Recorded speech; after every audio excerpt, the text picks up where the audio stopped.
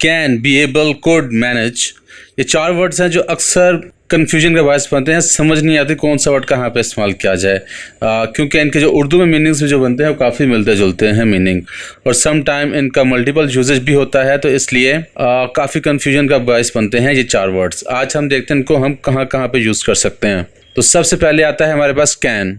तो can is use to indicate that someone has the capacity, ability और chance to perform an action.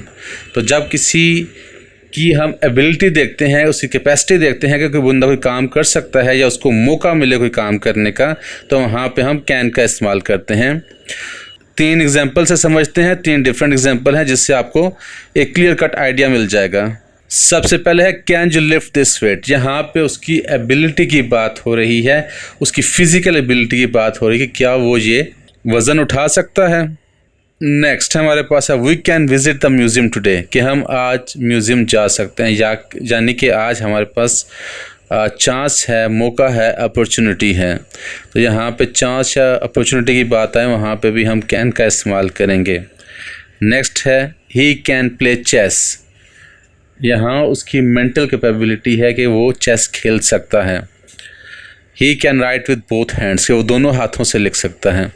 तो अब आपको समझ आ गया होगा कैन को हम कहाँ कहाँ पे इस्तेमाल कर सकते हैं, एबिलिटी में या जहाँ पे अपॉर्चुनिटी हो वहाँ पे हम कैन का इस्तेमाल करेंगे। नेक्स्ट हमारे पास आता है बी एबल। बी एबल का मतलब होता है किसी काम के काबिल होना, ठीक है। तो इसका कैन जैसा ही मतलब है, जैसा कैन का मतलब है इसका भी वहीं पे मतलब आता है, लेकिन जहाँ पे फ्यूचर टेंस होगा, प्रेजेंट परफेक्ट टेंस होगा या इन्फिनिटिव का हम इस्तेमाल करेंगे, वहाँ पे हम कैन इस्तेमाल नहीं कर सकते, वहाँ पे हम बी एबल का इस्तेमाल करेंगे। मतलब दोनों का तकरीबन सेम निकलता है, ठीक है। इसको हम समझते हैं। Be able has the same meaning as can, but the future and the present perfect tenses as well as the infinitives are formed with the verb be able, not can. Okay, अब इसकी examples देखते हैं, हमें इससे idea हो जाएगा।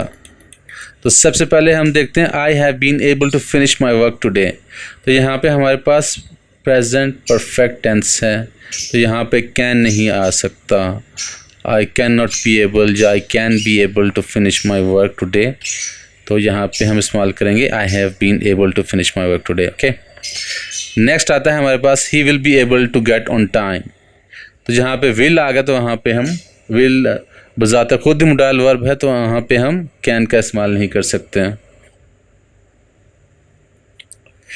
Next हमारे पास आता है infinitive. We are please to be, of course जहाँ पे टू आ जाएगा वहाँ पे हम इस्तेमाल नहीं कर पाएंगे कैन को। We are please to be able to provide service in rural area. हमें खुशी है कि हम देही इलाकों में भी अपनी खिदमत सर अंजाम दे सकते हैं। ओके, नेक्स्ट हमारे पास आता है कुड। बेसिकली कैन की सेकंड फॉर्म है कुड, तो सिंपल पास्ट में भी हम कुड इस्तेमाल कर सकते हैं। वैसे कुड के तकरीबन 7-8 मतलब है जो हम नेक्स्ट किसी लेक्चर में इसको एक्सप्लेन मैं करूँगा कुड को हमने कहाँ कहाँ पे इस्तेमाल करना है। वेरी वेरी इंपॉर्टेंट वर्ड है ये इंग्लिश के चंद वर्ड्स में एक वर्ड है जो हमारे लिए बहुत अहम है। Could is use to talk about general ability in the past.